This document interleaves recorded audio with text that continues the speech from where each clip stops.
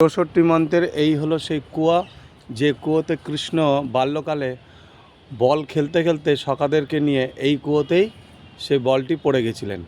এটা হলো বৃন্দাবনের 64 মন্ত্রের স্থান। এই হলো সেই 64 মন্ত্রের স্থান, নিত্য স্থান। দর্শন করুন, খুবই সুন্দর। ভেতরে বেশিটা আমি দর্শন করাতে পারলাম না বাঁদরের অত্যাচারের জন্য। ওই দেখেন বাঁদরের ওই যে লাপালাপি শুরু হয়ে গেছে আমাকে দেখে আরও। হ্যাঁ, এই সুন্দর দর্শন করুন। আমি বেশি ভেতরে যেতে পারছি না, পুরো বাঁদরে ভরা। যখন তখন আমাকে সেবা করে দিতে পারে। এই যে সামনে বসে আছে, কেউ কেউ লুকিয়ে লুকিয়ে বসে আছে, তবু আমি যতটা পারছি দর্শন করাচ্ছি।